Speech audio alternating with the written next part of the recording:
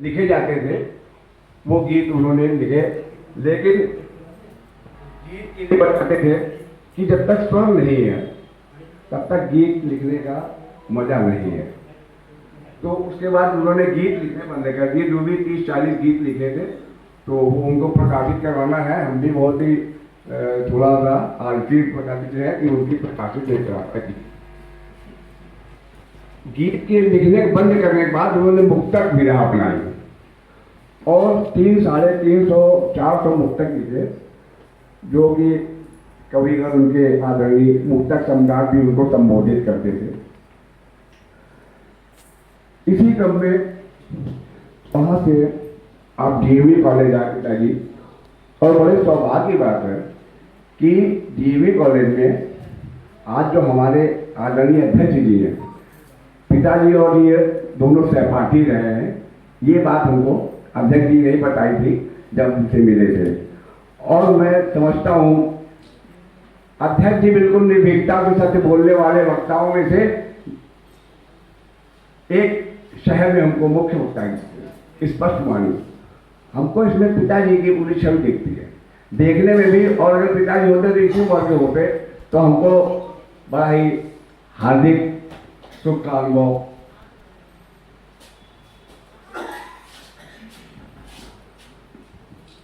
विद्यालय में राजा राम जी उनको गोष्ठियों से राजा राम जी से मुलाकात हुई थी। राजा राम जी राष्ट्रीय आत्मा, जिन्होंने जानकी जीवन एक खंड काव्य और अनोखी आंखें 1111 दोहे उन्होंने आंखों पर लिखे थे। बहुत बड़े विद्वान कवि थे, और वो पिताजी को राजा राम में प्रधानाचार्य एक जिम्मेदारी दे करके 1 साल के अंदर ही इस लोक से विदा हो गए। उसके बाद में पिताजी ने कहीं किसी दूसरे कॉलेज में किसी दूसरे का रुख नहीं किया, क्योंकि वो एक भावना से राजा राम जी उनको विद्यालय सौंप गए थे। उनके कोई संतान नहीं थी राजा राम जी के, तो उन्होंने विद्यालय को एक अपने पुत्रवत पाला था, और जिसकी छत्र छाया में सैकड़ों के परिवार आज भी पढ़ रहे हैं। मैं इसी बहाने उनकी या राजा राम जी के भी अपनी श्रद्धालु समर्पित करता हूँ। कवि सम्मेलन गोष्ठियां राजा राम जी की स्मृति पिताजी हर साल करते थे। सोहन लाल द्विवेदी जी, रमाई को देहाती जी, वो पुराने दम रखे हैं तो उनके नाम ऐसे हैं कि अब तो वो पीढ़ी है ही नहीं, ना सुनने वाली बची ना कोई समझने वाला, लेकिन अभी भी है पुरानी पीढ़ी जो उनको जानते हैं और उनके समझते हैं। तो ये गोष्ठियाँ होती थी। धीरे धीरे गोष्ठियों से वो कवि सम्मेलन का रूप लिया, और उस कवि सम्मेलन में अनवरत जब तक रिटायर में वापस प्राप्त नहीं किया तब तक वो 1-2 साल पहले तक एक राष्ट्रीय स्तर के कवियों का वहां पर आगमन होता था।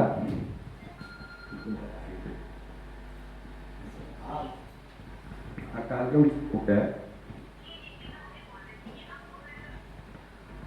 तो वो कवि सम्मेलन राष्ट्रीय स्तर के कवियों मैंने देखा, और मैंने जिनको नहीं देखा वो थे पंडित श्याम नारायण पांडे हल्दी घाटी का। तब मैं छोटा था, हो सकता ना गया हूँ या गया। पंडित श्याम नारायण पांडे हल्दी घाटी, सोहन लाल द्विवेदी जी, नीरज जी, जितने भी उस समय के, तो इस तरीके से एक संस्था ऐसी थी कि कानपुर में जो छोटा विद्यालय था, junior high school, junior high school बहुत छोटा विद्यालय होता है, और उसी विद्यालय में बाद में फिर पिताजी को राष्ट्रीय शिक्षक का सम्मान प्राप्त हुआ महामहिम राष्ट्रपति द्वारा 96 में, और उसके बाद थोड़ा सा अस्वस्थ हुए 94 में, और 96 में उनको अटैक पड़ा, और 70 साल की उम्र में वो इस लोक से विदा हुए। उन्होंने कई रचनाएं की, बाल कविता भी की है। बाल कविता गजल तो नहीं लिखी, गजल तो हमको कभी सुनाई नहीं। गीत, मुक्तक, छंद, ये तो हम लोग हमने सुने हैं, और उन्होंने सभी विधाओं में अपने कवि धर्म को निभाया। मैं ये कार्यक्रम मैंने कुछ लाइनें पिताजी पर लिखी थी जब मैंने पहली बार कार्यक्रम किया था सन 2007 में विद्यार्थी शिक्षा निकेतन में। वो स्मारिका उसकी, और उसमें शहर के जितने लोग उस समय जुड़े हुए थे सबकी अपनात्मक कविताएं, और डॉक्टर सुरेश अवस्थी जी हैं, सभी लोगों ने संचालित किया था कार्यक्रम को। तो उसमें मैंने पिताजी पर कुछ अपने उद्गार व्यक्त किए थे।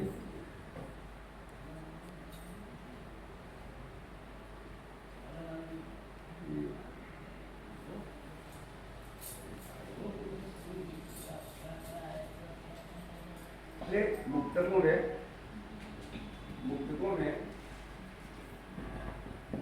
मुक्तक लिखे, मुक्तक मैं आपको सुना चाहता हूँ। मुक्तक लिखे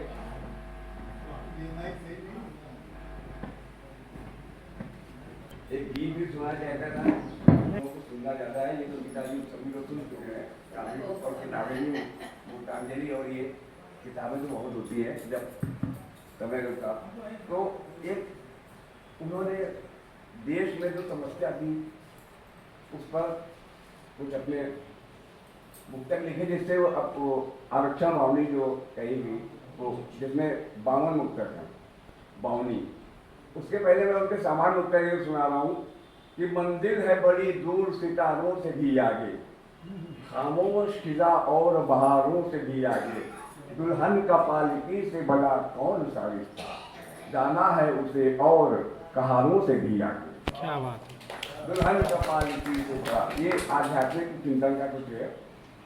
जिसे मझधार प्यारी हो किनारों की जरूरत क्या, जिसे मधमास से चिड़ हो बहारों की जरूरत क्या, और लिया हो थाम जब तुमने हमारा हाथ खुद बढ़कर, भला विश्व के झूठे सहारों की।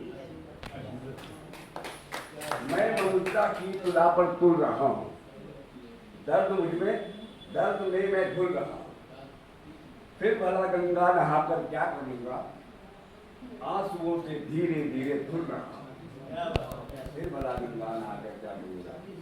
और इस गंगे में जो ये समस्या आरक्षण की एकदम उत्तर पाते हैं कि एक आर्थिक आधार होना चाहिए, जाति का आधार सही नहीं है, राजनीतिक आधार है। वास्तविक अगर विकास करना है, किसी का भी भला करना है, तो वो जात नहीं,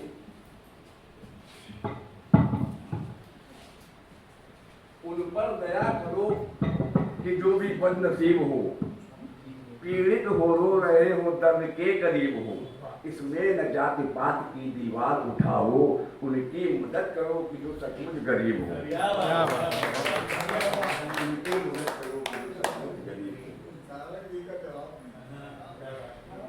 कोई भी जले सबकी जलन दाह एक है, करुणा दया और प्रेम की तो राह एक है, आहों में कराहों में भला जाति भेद क्या, आहों में कराहों में भला जाति भेद क्या, दुखिया कोई भी हो सभी की आह एक है, दुखिया कोई भी हो सभी की आह एक है।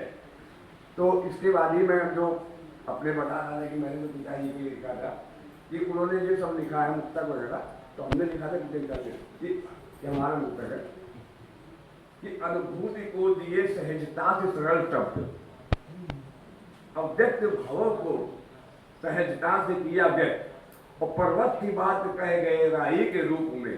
मुक्तक 4 लाइनों में लिखते थे बड़ी, पर्वत की बात कह गए राही के रूप में, बनसूखती रहेंगे अमर आपके मुक्तक, बनसूखती रहेंगे अमर आप। और एक ये तो उनके मुक्तकों पे लिखा था, और एक और मुक्तक है जो हमने आरक्षण भवनी के ऊपर लिखा था, जो कैसे लिखा कि भावना से लिखा कि अन्याय के विरुद्ध कृति आपकी, कृति आरक्षण भवनी वो अन्याय के विरुद्ध है, अन्याय के विरुद्ध क्रुद्ध कृति आपकी, स्नेह लुटाने में भी थी अति आपकी, और संसार से चले मिले जा आप सार में, दिखलाएगी सुपथ हमें किस्मती आपकी।